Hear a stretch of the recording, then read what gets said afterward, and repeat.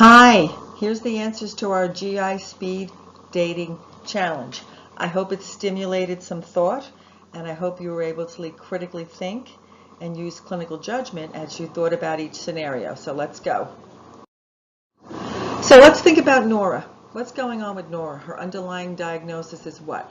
Cirrhosis of the liver. You go into the room and here's a woman who's refusing all medications. Now we know that the liver is responsible to break down medications in the body, so therefore we often hold many medications in liver disease, but we also know that patients with end-stage liver disease and patients with cirrhosis need certain medications to survive. So therefore, you need to analyze her medications and determine how does each one of these medications impact her underlying diagnosis and what do you need to do about it. So the big medication there that we're concerned about is what? Lactulose. Because what do we know about lactulose? When you looked it up in your drug handbook, it probably said it was a laxative, and you're thinking, well, she's having diarrhea. Does she need a laxative? As a nurse, you need to critically think, is she having diarrhea? Or is the lactulose working effectively?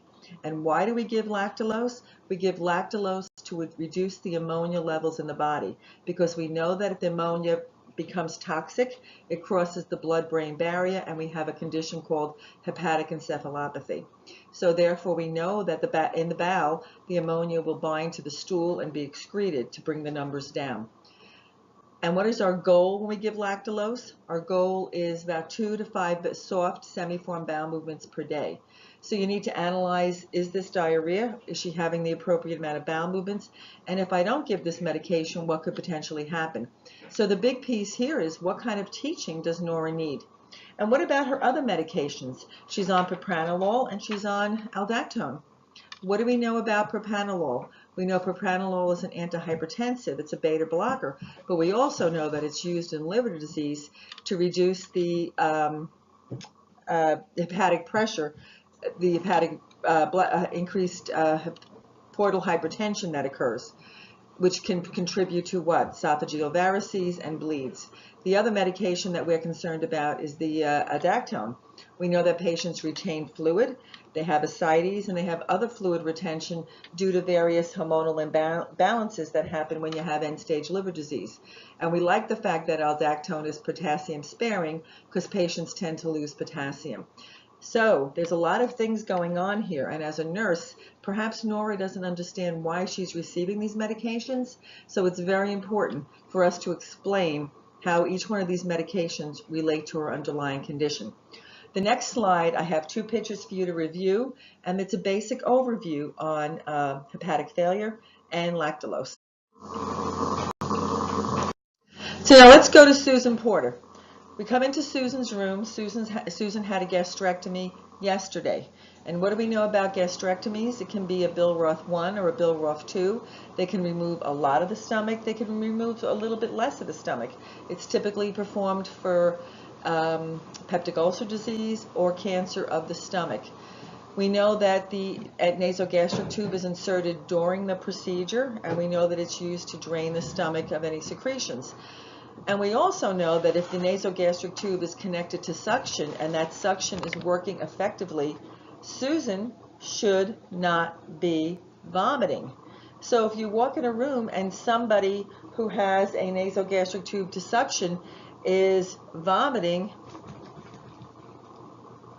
we would be concerned. So first thing you have to do is what? Check the placement of the tube, make sure the tube is working appropriately. How do we check for placement? Remember I stressed in lab, that's based upon agency protocol, but the initial attempt after the nasogastric tube is inserted on a nursing unit, we would check by a chest x-ray. After that, it's either by pH or whatever method your agency uses to check for ongoing placement.